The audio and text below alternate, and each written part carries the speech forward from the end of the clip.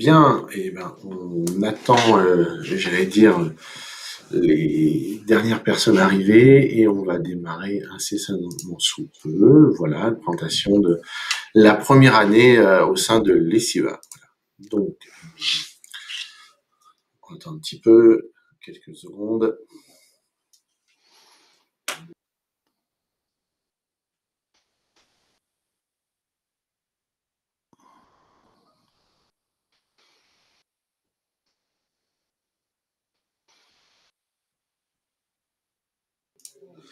Bien, et ben bonjour à toutes et à tous.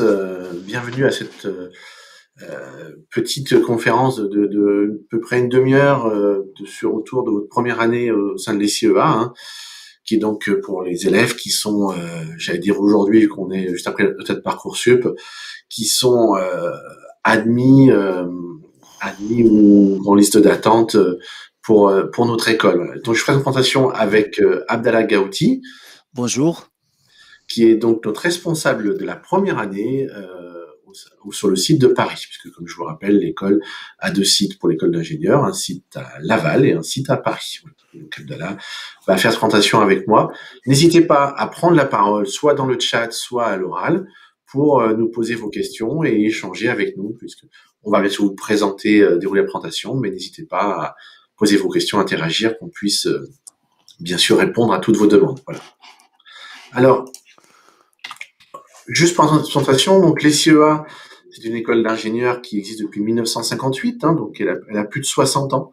C'est une école d'ingénieurs qui aujourd'hui est bien sûr habilitée CTI hein, depuis très longtemps. L'habilitation date de 2018 pour 5 ans, le maximum possible. Et puis de nombreuses années avant pour l'école d'ingénieurs. Aujourd'hui, une école qui est sur 2 sites, Paris, Laval, qui compte environ 1600 élèves ingénieurs sur ces 2 sites. De promo, j'allais dire de taille donc relativement raisonnable sur chacun des sites. Et avec une particularité, c'est une école, bien sûr, l'association Loi 1901, qui est aujourd'hui propriété et donc gouvernée par le conseil d'administration par ses alumni. Le groupe compte 8500 diplômés alumni qui donc sont aujourd'hui, via leur association 1901, pilotent notre école. Donc, l'intérêt de ce modèle-là, c'est que c'est une école qui est vraiment ancrée dans son histoire, qui a un lien fort avec ses alumni, et une école aussi dont tout l'état d'esprit, tout le financement, tous les efforts sont portés uniquement vers elle pour, j'allais dire, avoir la meilleure formation possible au service de ses élèves. Bien sûr, c'est ce qu'on met. Bien sûr, on va retrouver tous les logos en bas du slide. Hein. On est bien sûr un membre de bien sûr, la CTI, mais l'ESPIG, donc enseignement supérieur d'intérêt général, donc reconnu par le ministère comme étant une école tournée vers ses élèves et vers l'intérêt général au niveau de la formation. Membre bien sûr de la conférence des grandes écoles. On a aussi des formations avec la formation des grandes écoles. Et puis j'ai vu tout à l'heure des personnes qui étaient intéressées par la sécurité. On est aussi sur nos formations, on a le label SecNuMedu, hein, qui est donc le label de reconnaissance de la formation en sécurité. Et on est même, via le master spécialisé, la seule formation master spécialisée à pouvoir délivrer le titre ESSI de l'ANSSI, donc le titre professionnel le plus réputé en cybersécurité en France. Notre mission, former bien sûr des ingénieurs, former des hommes et des femmes à être ingénieurs, pas uniquement sur la partie ingénieur, mais aussi sur la partie humaine. Le fondateur de l'école disait former l'ingénieur et l'homme, et c'est à ce à quoi on s'attache. Donc, une vraie capacité à maîtriser les enjeux techniques, les enjeux scientifiques de notre temps, mais aussi aujourd'hui, je pense que c'est très vrai, une vraie capacité, une vraie ouverture, plus qu'une sensibilisation, une vraie ouverture, une capacité à maîtriser les enjeux aujourd'hui autour du développement durable très large. Hein, je parle pas uniquement de l'écologie, mais comment on construit un monde numérique, puisqu'on est une école numérique, comment on construit une école numérique, un ingénieur numérique qui s'inscrit dans le respect des personnes et de la planète. C'est vraiment important pour nous. Et notre mission, elle est là, elle est relativement large. Des élèves qui maîtrisent sciences et techniques dans le numérique et des élèves qui savent gérer des projets, gérer des hommes, communiquer, c'est former l'ingénieur et l'homme. Alors, je vais aller un peu plus vite pour concentrer sur la partie comment ça va se passer dans les mois qui viennent. Si on espère, vous choisissez l'école, les CEA comme votre choix. Une école d'ingénieur, c'est sur 5 ans quand on rentre en post-bac. Les 2 premières années, c'est ce qu'on appelle le cycle préparatoire. On va construire les fondamentaux en mathématiques, en physique, en informatique, et on va déjà construire la partie compétences humaines et managériales. Bien sûr, si on a 5 ans, donc on a le temps de construire l'ingénieur, puisque j'allais dire les sciences et techniques, c'est les fondamentaux. Et dès la première année, on va vous accompagner pour vous construire, vous, en tant que futur ingénieur, capable de, comme je disais tout à l'heure, gérer les projets, des hommes, communiquer, avoir du leadership. Et on va vous construire dès le premier jour, on va vous accompagner dans cette évolution. Le cycle préparatoire, 2 ans. Et puis ensuite, le cycle ingénieur de 3 ans, qui peut se faire aussi bien en initial qu'en alternance. Vous pouvez faire le choix sur les 3 ans d'être en alternance à partir de la 3e année, ce qui veut dire que vous ne payez plus l'école et que vous êtes salarié d'une entreprise et vous étudiez en alternance entreprise-école. 3 années. La 3e année est une année de transition, c'est-à-dire c'est une année où on continue à terminer les fondamentaux et on commence déjà à construire l'ingénieur numérique. Donc, c'est une année importante, c'est une année où on va aussi mûrir son projet, vous allez aller à l'étranger avec un semestre obligatoire, soit au premier ou au 2e semestre, au sein des très nombreuses destinations qu'on peut offrir. Et puis l'année 4 et 5, une majeure pour 4 et 5, donc un majeure parmi 5, et puis en 5e année, une mineure qui accompagne la majeure, ou un choix très différent de faire le choix d'aller dans le double diplôme, soit en France, soit international. Dans les très nombreuses, on offre une très vaste possibilité de double diplôme, qui est orienté très technique, donc pour avoir une expertise très pointue sur un sujet, ou plutôt, par exemple, pour s'ouvrir à des sujets type gestion de projet, pour pouvoir vraiment avoir une vision différente du futur métier que vous aurez. Voilà. Attendez, ça n'a pas cliqué où il faut, j'avance. Alors, les majors, il y en a 5 qui sont proposés au sein de l'école. Cybersécurité, intelligence artificielle et data science, software engineering, réalité virtuelle et système immersif, et système embarqué autonome. C'est le choix de majeur que vous faites en fin de 3e année. Alors, il y a quelqu'un qui a son micro, mais si vous ne parlez pas, si vous avez le micro ouvert, ou soit si vous voulez poser une question. Merci.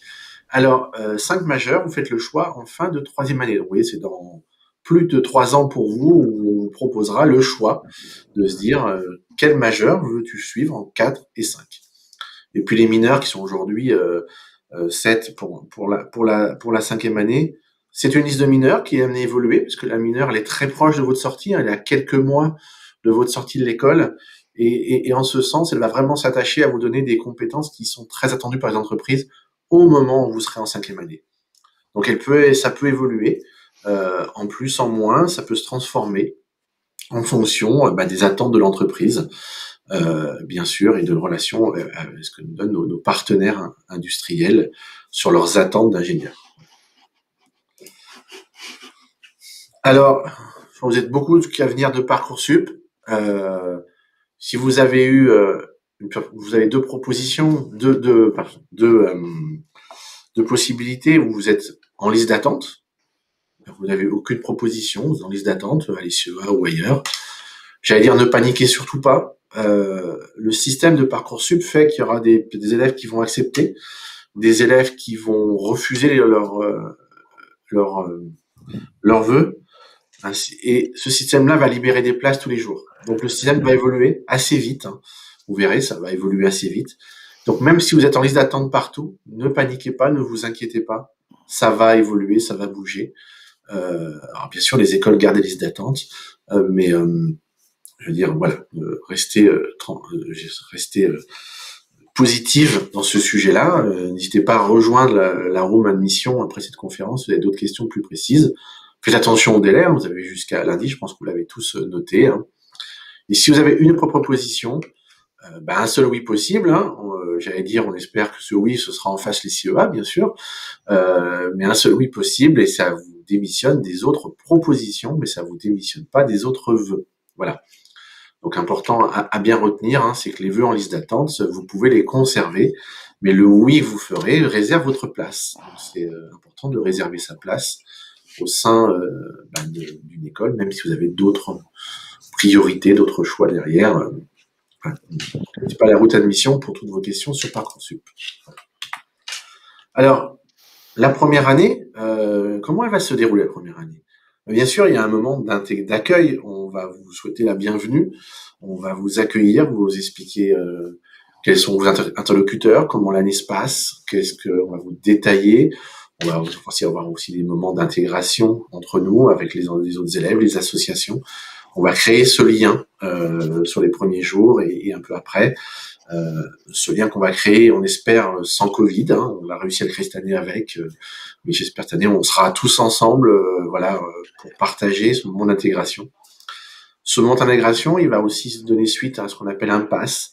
C'est la passerelle entre ce qu'aujourd'hui vous êtes des bacheliers et passerelle vers l'enseignement supérieur de 4 semaines, qu'on va détailler très vite. Et puis ensuite 2 semestres, hein, puisque l'enseignement supérieur, il n'est pas en trimestre, il est en semestre. Donc un premier, un deuxième semestre. Et à la fin des 2 semestres, bien sûr, il y a le passage en deuxième année pour la majorité des élèves qui rentrent. Voilà.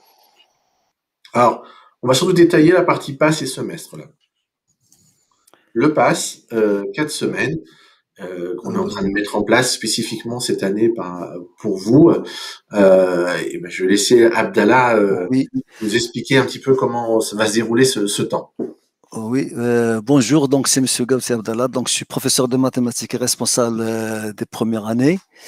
Donc justement, je vais vous parler un peu du PASS qu'on est en train de construire et c'est quoi la finalité et pourquoi on a créé ce PASS. Comme vous savez très bien que maintenant on reçoit des différents bacheliers et l'UCA et on a décidé de faire un effort sur les 4 premières semaines, c'est-à-dire de donner la chance à chacun de pouvoir réussir sa première année dans des conditions optimales.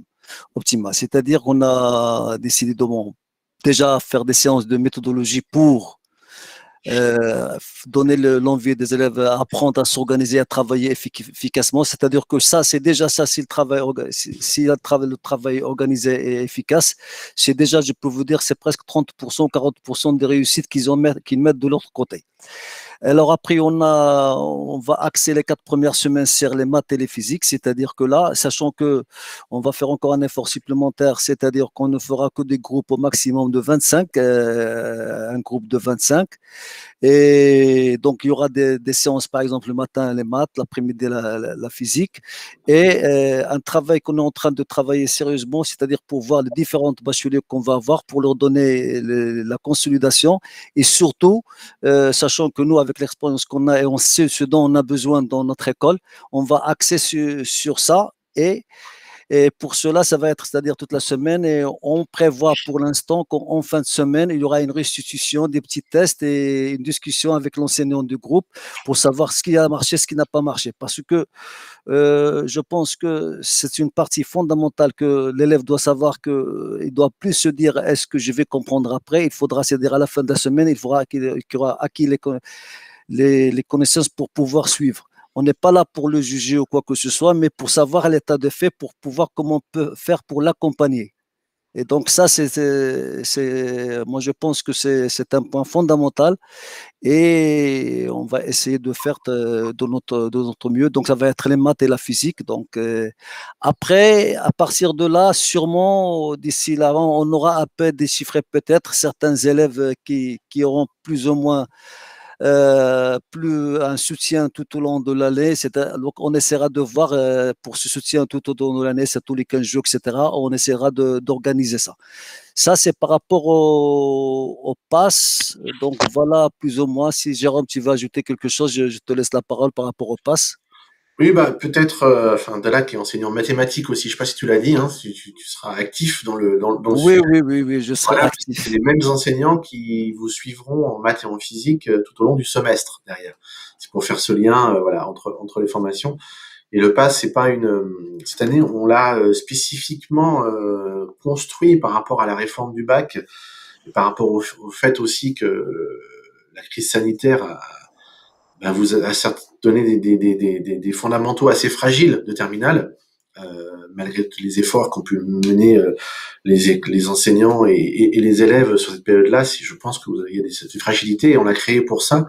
Mais le pass, c'est pas une nouveauté, ça fait plus de je sais plus 20 ou 25 ans que l'école a cette passerelle entre la terminale et l'enseignement supérieur.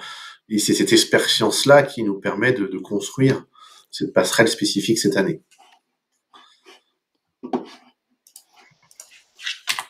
Alors, le pass, alors là, je vais vous parler de ressources en ligne.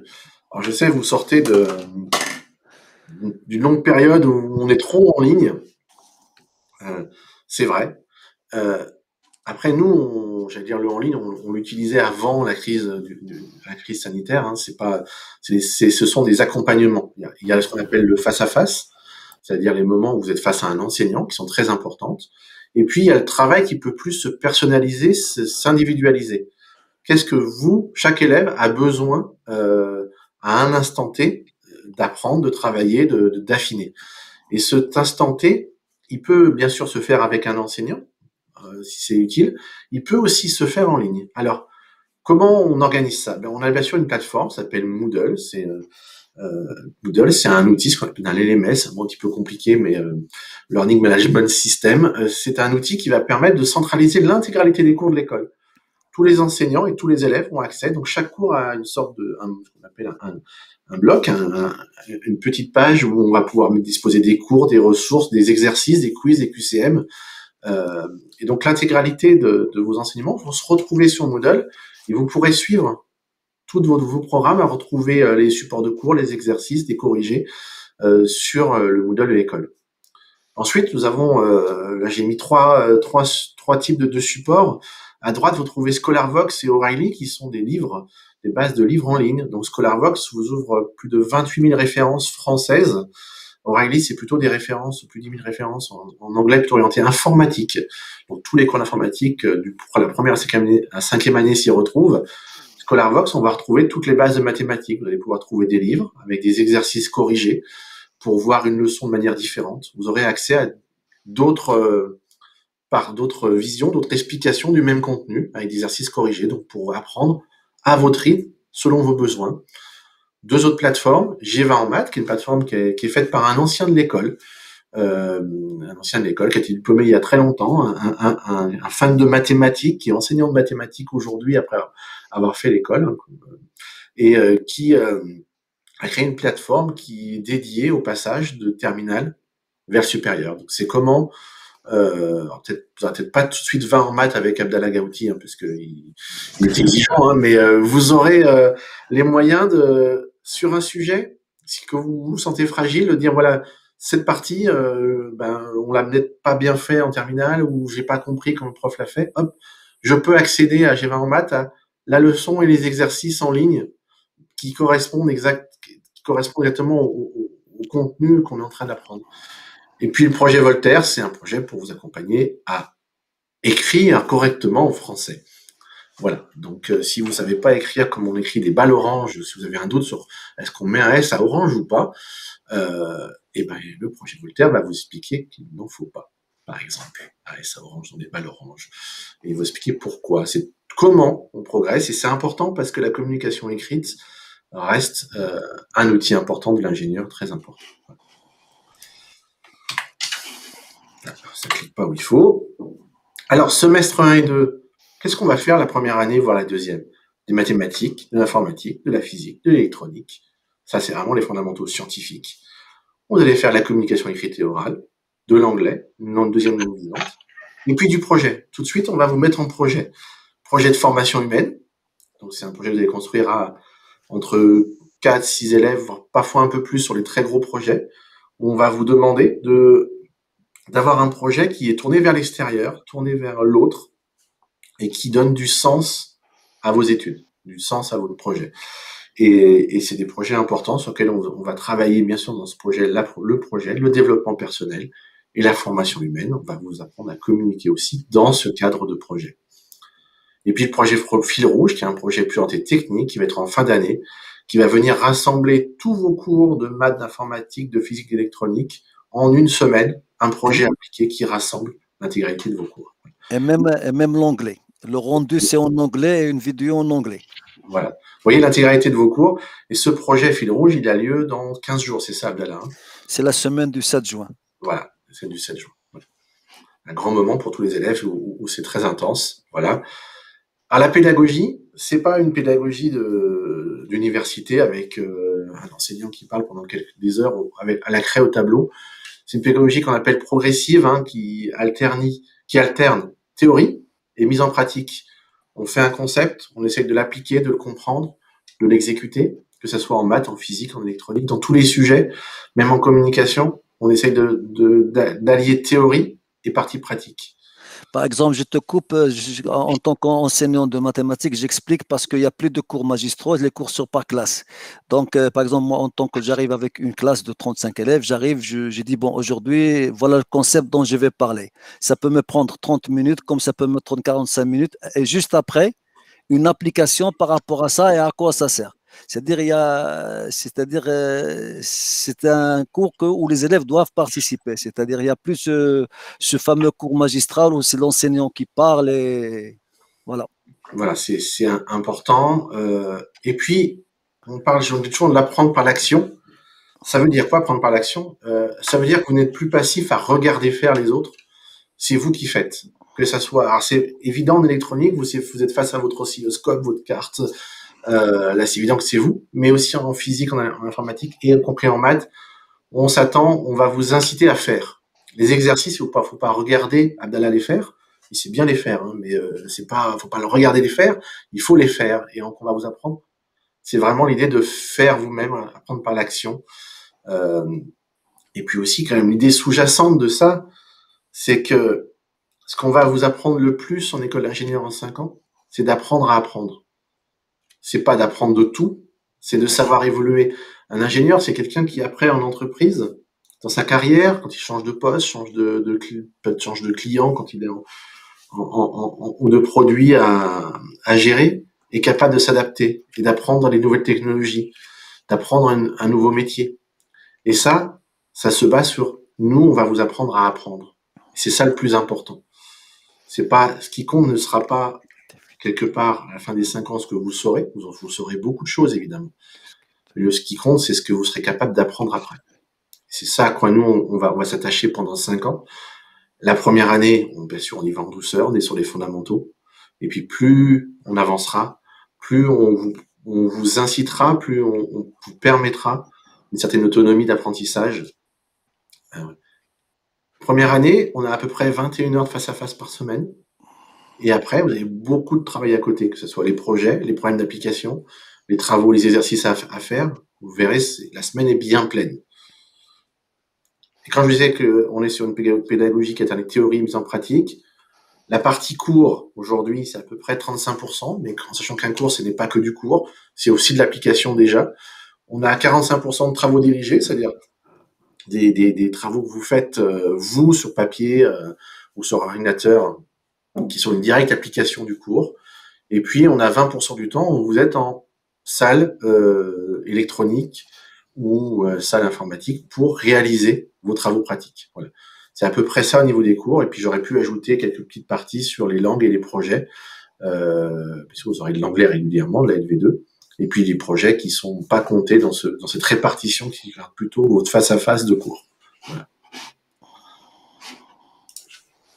Alors, on a vu la pédagogie, et je vais laisser Abdallah nous parler un petit peu de comment on va vous accompagner aussi au quotidien. Alors, il y a un accompagnant presque toute l'année. Donc, il y aura la vie de classe, réunion des délégués, ateliers, enseignants. Alors, pour la vie de classe de coaching ici, c'est-à-dire chez par classe, il y aura des réunions par 2, 3, 4 par semestre, ou ça dépend des conditions. C'est-à-dire une vie de classe, on peut décider de la faire quand on veut, mais il y aura quand même des vies de classe régulières où toute la classe est en train de discuter avec le responsable librement. Qu'est-ce qui se passe, qu'est-ce qui ne va pas, qu'est-ce qu'on peut améliorer. Et ça concerne toute la classe. Il y a aussi des élections des délégués, donc il y a un délégué et un suppléant par classe où eux, ce seront les c'est ceux qui vont communiquer avec le responsable d'année pour tout problème qui, donc là, ils viennent me voir, on discute, etc. Donc là, et il y a, alors ça, c'est les délégués, c'est-à-dire il y aura un délégué et un suppléant par classe. Et il y aura des réunions de délégués avec la direction de l'école. Il y aura au moins 2 ou 3 par an. Mais Et, on peut dire que le délégué assure le lien entre l'école dans toutes ses faces, oui. ses facettes, et la classe. Et après, il y a les ateliers. Alors ça, c'est quelque chose qu'on fait ici à l'ESUA depuis pas mal d'années. Alors les ateliers, c'est quelque chose qui marche très bien. C'est-à-dire que ce sont des séances dans l'emploi du temps qui peuvent varier d'une semaine à l'autre pour différentes matières et que ces séances-là, c'est-à-dire lorsque les élèves sont invités à venir, il y aura l'enseignant de la matière concernée et ce n'est pas un cours supplémentaire et ce n'est pas un TD supplémentaire. C'est sûrement l'élève, il a déjà travaillé et pendant séance, par exemple, je dis le mercredi de 13h à 16h, il y a atelier maths. Donc les élèves, ils savent qu'il y a l'atelier, ils vont travailler tout ça et ils vont venir avec leurs questions précises. Et là, on essaie de les accompagner, de répondre à la question. Ce qui est bien dans ça, c'est que dans ces ateliers, et même si l'élève n'a pas de questions, il peut profiter des questions de ses camarades.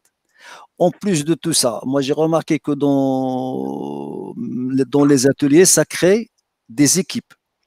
C'est-à-dire, ce que ça veut dire des équipes? C'est-à-dire des élèves qui ne se connaissent pas, mais ils se connaissent juste à travers, parce qu'ils ne sont pas dans la même classe, juste à travers de l'atelier. Ils font des groupes de travail. Si je vous dis, moi, par exemple, lorsque je faisais les ateliers de maths, il y a un élève bon, là, je parle parce qu'à ce moment-là, c'était en distanciel, mais sinon, avant, les ateliers, c'était en présentiel, donc c'était dans une salle, on travaille. Et là, il m'appelle, monsieur, j'ai une question. Bah, moi, je croyais que c'était lui. Alors, je commence à l'avoir sur Teams. Il me dit, oui, monsieur, est-ce que je peux faire rentrer mon groupe? C'est-à-dire, ils étaient déjà en train de travailler en groupe et ils ont peiné sur une question. Donc là, ça fait plaisir. Donc, l'atelier jeudi, c'est quelque chose de très important, mais ça demande juste que l'élève doit travailler régulièrement, doit connaître son cours. Et là, c'est ça le but de l'accompagnant. Nous, les enseignants, doivent veiller sur ça. Parce que s'il n'y a pas un travail régulier, s'il n'y a pas une assiduité, bah, l'élève, il est vite dépassé. Après, lorsque moi je le reçois en entretien, lorsque je vois un bilan, je lui dis qu'est-ce qui se passe. Il me dit, monsieur, j'ai dit, mais il y avait. Donc, c'est pour cela que là, ce sont vraiment des moments clés de la réussite. C'est-à-dire que l'élève, il viendra pour poser ses questions. Alors, bien sûr, à la fin de chaque semestre, il y aura une étape où il y aura l'individualisation, sachant que ça, c'est général. Mais l'élève peut toujours solliciter soit un enseignant, soit le responsable d'année pour un entretien. C'est-à-dire, la majorité des enseignants dans le premier cycle, c'est des permanents, on a tous nos bureaux, on est ouvert, donc il n'y a pas de. La seule chose, c'est que le point où j'insiste, que moi, cet accompagnement, lorsque je commence, si je veux vous dire des choses simples dans l'accompagnement lorsqu'on présentiel, parfois j'arrive, je veux aider quelqu'un. Ben, je lui dis, bon, montrez-moi votre cours. Et il n'a pas de cours, donc je vois déjà qu'il n'a pas de méthode. Donc c'est pour cela que dans le passé, on a introduit cette histoire de méthodologie, comment travailler. Donc on va essayer de veiller sur ça.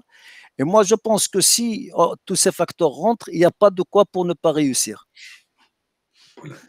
Voilà. Si tu veux ajouter quelque chose, Jérôme. Non, non, le point d'étape, tu l'as bien écrit, hein, ça concerne pas tous les élèves, mais ceux qu'on identifie au bout d'un semestre comme étant en difficulté, notamment, et qu'on va accompagner plus spécifiquement. Voilà, c'est. Alors, justement, la difficulté, vous traduisez, et bah, je peux pas passer en deuxième année. Oui, ça arrive.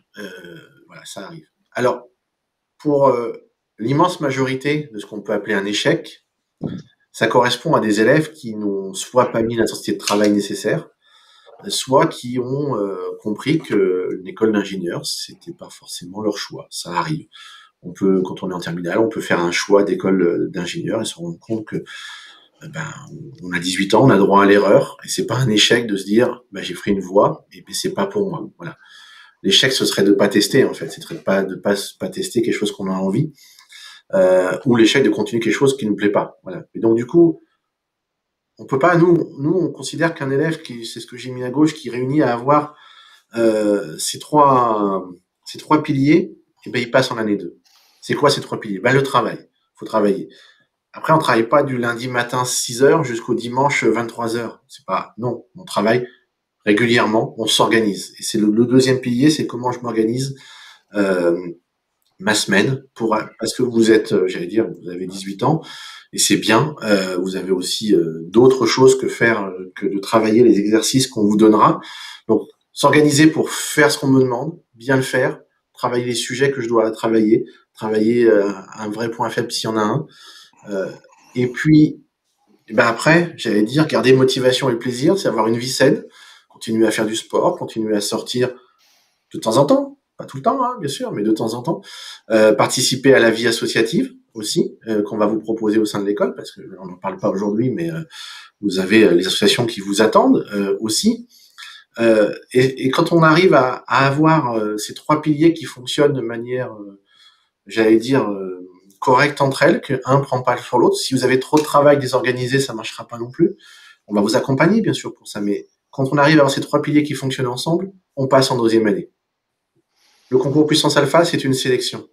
On vous a suffisamment sélectionné pour que travail, organisation et garder motivation vous fassent permettre d'aller en deuxième année. Donc c'est important d'avoir toujours ça en tête. Comment on passe en deuxième année, c'est souvent la question. Quand on n'a que des 15, on passe en deuxième année, mais pas que, bien sûr.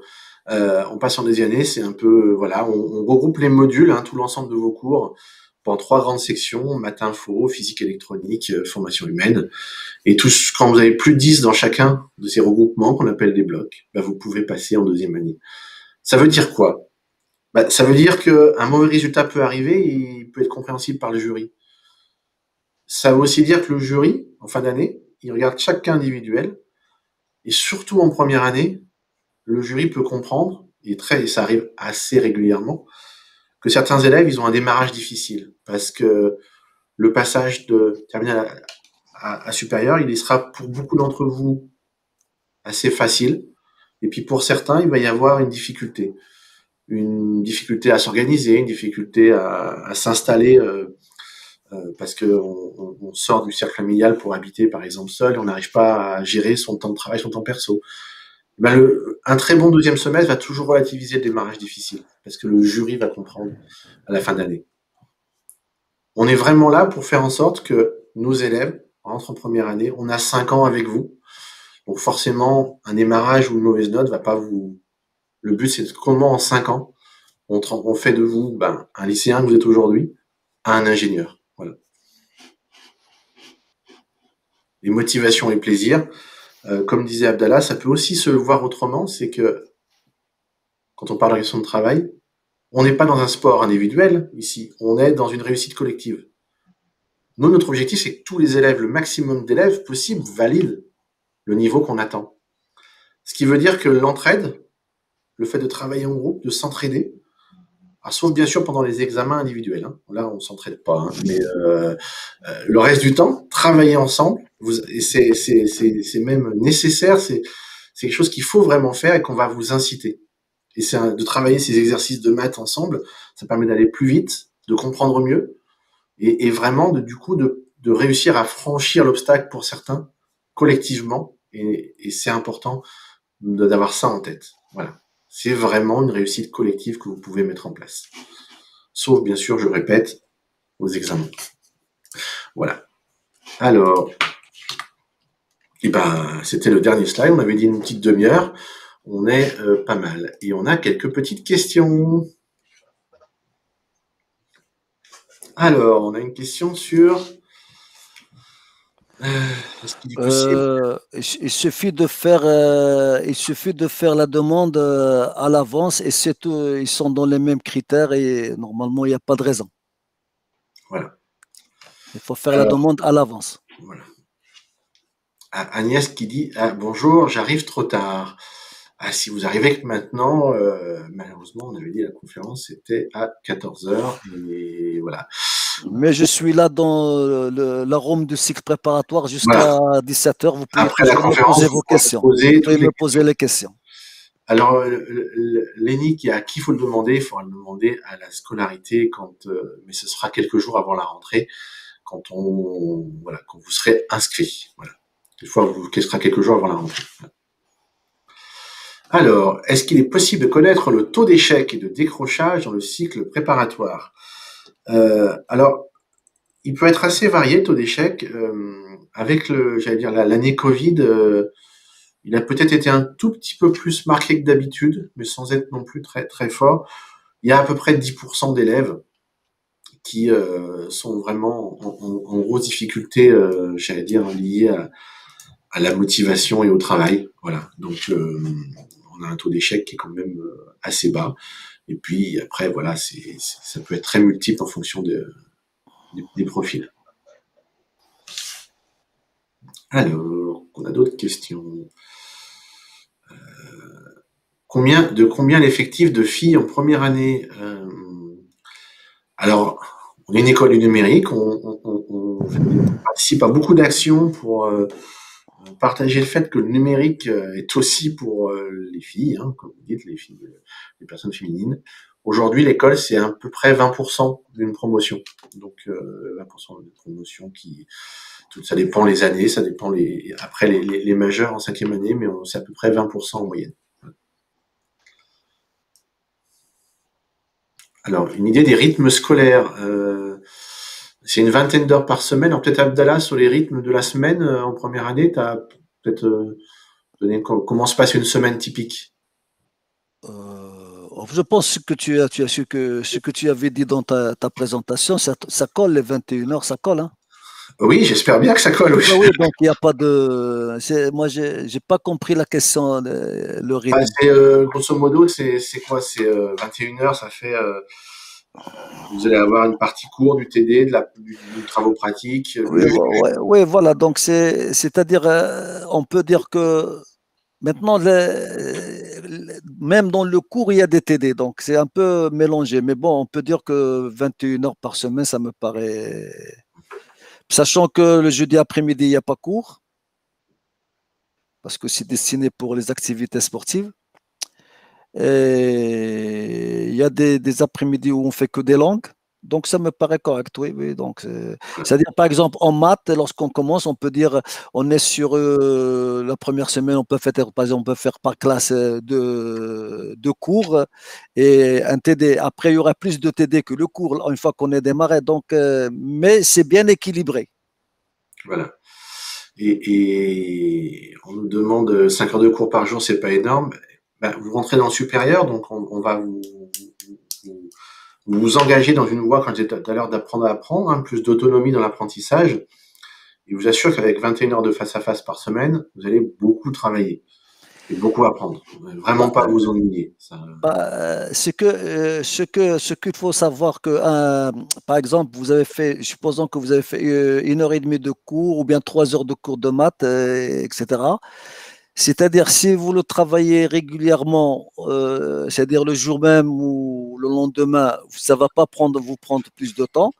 Mais si vous laissez ça de côté pour le week-end prochain, ça va vous demander plus de temps parce que, je rappelle ça, je prends ça comme exemple, un cours, ce n'est pas uniquement le poly que vous avez sur Moodle ou bien le cours que vous avez noté ou que vous avez, mais c'est aussi ce qu'il a dit l'enseignant.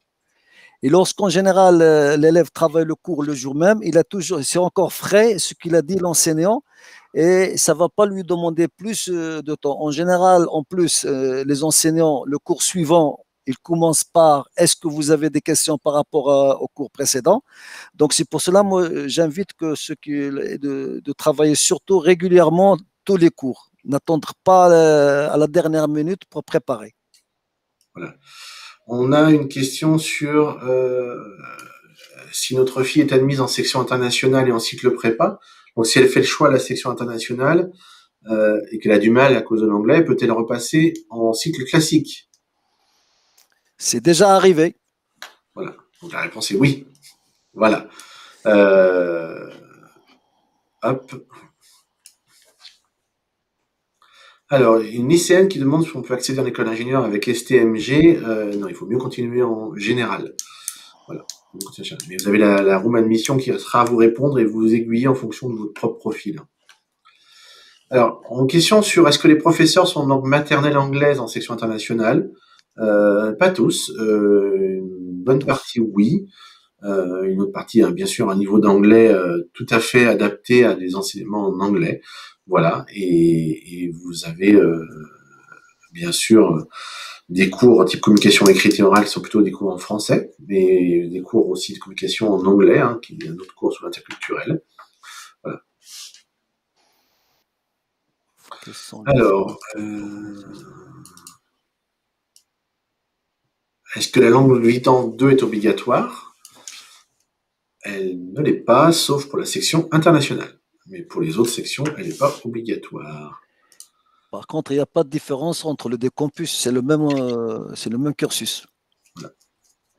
Il y a une différence au niveau des campus. Vous allez avoir l'équivalent d'Abdallah, c'est pas Abdallah, Ouais. pas cloné sur Laval. Vous allez avoir des personnes différentes et puis un cadre différent, un campus très, on va dire, métro et proche Paris, donc un campus urbain à Ivry, et puis un campus à Laval qui est plutôt un campus vert au milieu d'autres écoles et universités de la Mayenne. Donc voilà, donc vous avez deux philosophies de campus, mais la formation et les services sont les mêmes sur les deux campus. On a une question sur pourriez-vous les différences entre la prépa classique et la prépa intégrée j'ai toujours, c'est une très bonne question. Euh, euh, Ce que vous devez savoir, nous on l'appelle cycle prépa, mais ça ne veut pas dire qu'au bout de la prépa, vous aurez un concours. Non, c'est une prépa intégrée, c'est-à-dire le choix de contenu, elle est propre à ce que vous en avez besoin pour suivre les études dans le numérique. C'est-à-dire que vous n'allez pas faire de la chimie, vous n'allez pas faire ceci, vous n'allez pas passer à un concours. Alors que les prépas classiques, et vous étudiez tout et vous passez tous les concours. Donc ça n'a rien à voir. Mais par contre, la même chose qui est en commun, les deux prépas, ça demande un goût d'effort et un travail. Ça, c'est la même chose. Oui, vous allez travailler beaucoup dans les deux cas, mais de manière assez différente. Alors, il n'y a pas de système meilleur que l'autre. Hein. Il y a celui qui vous conviendra le mieux. Nous, on croit dans le système qui le prépare. Hein. Sinon, j'allais dire, on serait pas là à vous défendre notre pédagogie, notre idée. Hein. Euh, moi, j'ai tendance toujours à expliquer que quand vous arriverez dans l'école, vous rentrez dans une école d'ingénieur dès le premier jour. C'est le même bâtiment, c'est les mêmes enseignants, c'est le même corps professoral. Donc, quand vous arrivez à l'ICEA, le premier jour, vous êtes dans une école d'ingénieur avec sa philosophie et son approche. Vous allez faire des sciences. Une question sur est-ce que les matières scientifiques sont dominantes? Oui, en année 1 et 2, les matières scientifiques sont dominantes. Parce que c'est le plus important à travailler, c'est vos fondamentaux. C'est construire l'ingénieur qui est un scientifique. Elles sont dominantes, mais on va aussi faire de la communication, on va aussi faire du projet, on va faire de l'application. Donc c'est ça l'esprit ingénieur, c'est vous développer sur tous ces aspects en parallèle. Et pas uniquement vous se concentrer sur une partie très théorique, comme peut le faire une classe prépa. La classe prépa que j'ai fait en montant, donc je connais à peu près ce que ça signifie. Et donc forcément, comme je disais tout à l'heure, la prépa c'est vraiment un sport individuel avec une épreuve individuelle au bout. Hein. Quand vous faites une prépa, c'est une épreuve individuelle, ça s'appelle le concours.